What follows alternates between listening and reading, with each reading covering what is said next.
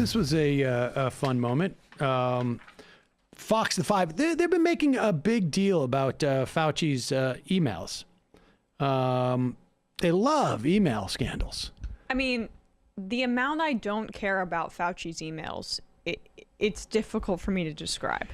I don't understand what the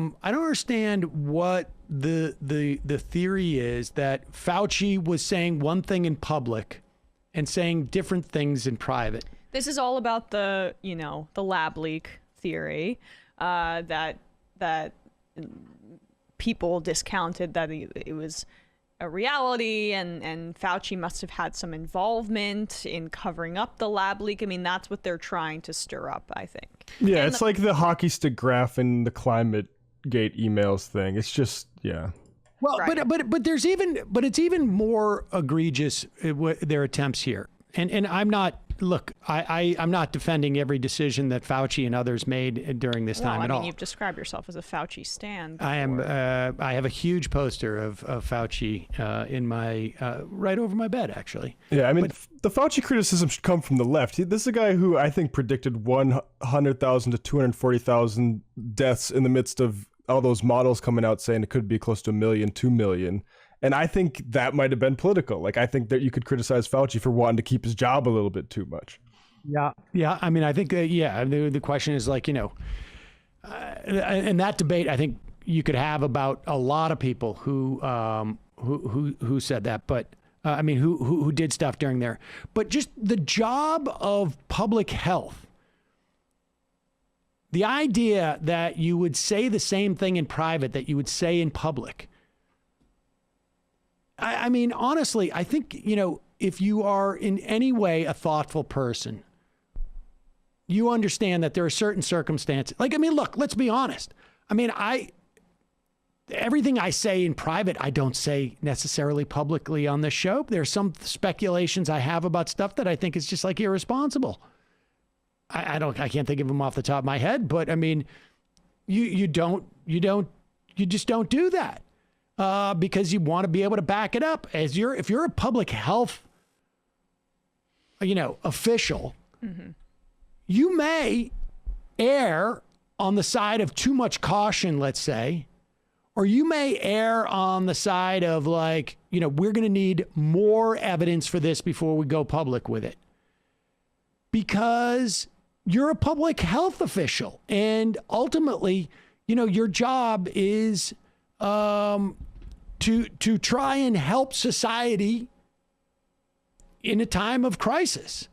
So you don't come out and say, and look, and without maybe articulate like, we don't know much about this.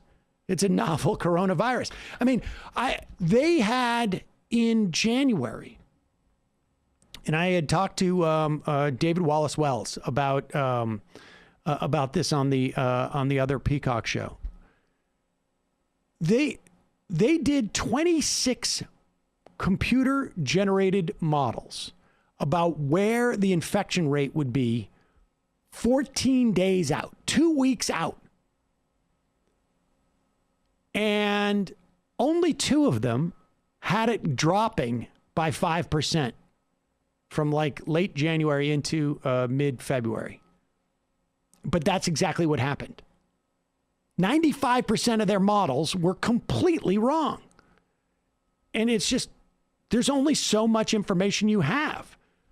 Now, I think they could have been overly cautious by saying people should wear masks earlier, that it's okay for you to wear well, that was his most egregious. A face covering, as opposed to saying you don't need to wear masks.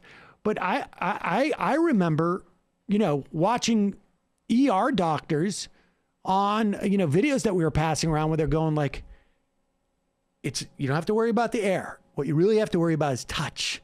It's really bad. I mean, like the whole guy went through the whole thing. He's a doctor. He's not trying to put out disinformation. They just were wrong. Even in Fauci's emails, he mentions hydroxychloroquine, which is getting a lot of attention. But the thing about hydroxychloroquine is there is a plausible mechanism that it could have done something. But there's a reason you don't hear about it now. It's because subsequent study proved that it didn't actually do what people were hoping it did. Yeah, and there's people that are weaponizing that uncertainty. Sorry, Matt. Yeah, I mean, that was the responsible thing to do, was to explore if hydroxychloroquine was going to be a viable treatment. Of course. All right. Anyways, let's turn into Fox, the Five. They are drawing some rather broad conclusions from the Fauci email dump. And incidentally, we should remind you, this is from a Freedom of Information Act. That's why we know this stuff about Fauci. Wasn't an email leak. The right wing keeps saying it's a leak, and I thought they were all into prosecuting leakers, but you know. But the idea is that they say it's a leak to make it sound more salacious, more like we're seeing secret things. Not a FOIA. Right.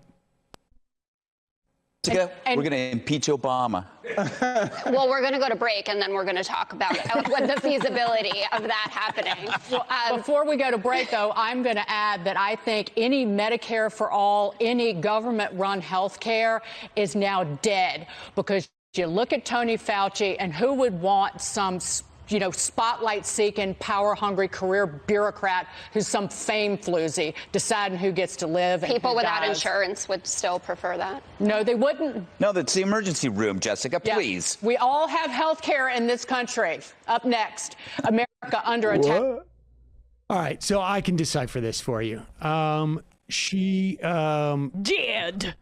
Well, first off, yeah, Medicare for all is dead because who would want Fauci? Well, you should ask the people who have Medicare right now if they want their Medicare, if they like their Medicare, if they're worried about Anthony Fauci, who has nothing to do with the providing health insurance for the 45 to 50 million people who get it right now through Medicare. Never mind the other 40 million who get it through Medicaid.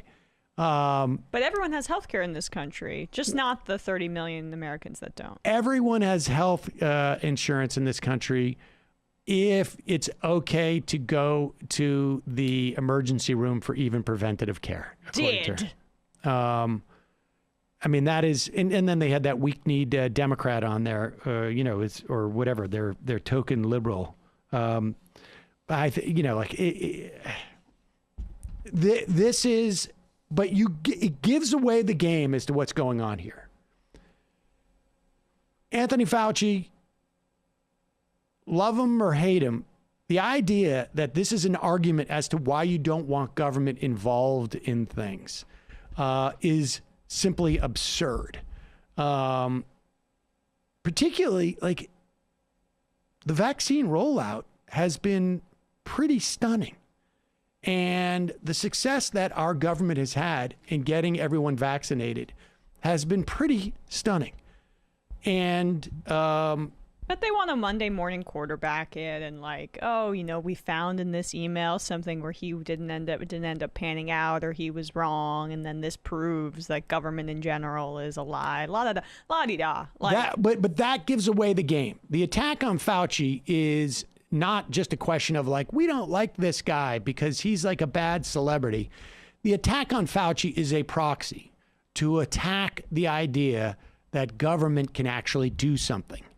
And so this attack on Fauci is also, which is not to say, again, Fauci deserves criticism for stuff just like everybody else does, but they are using it as a proxy.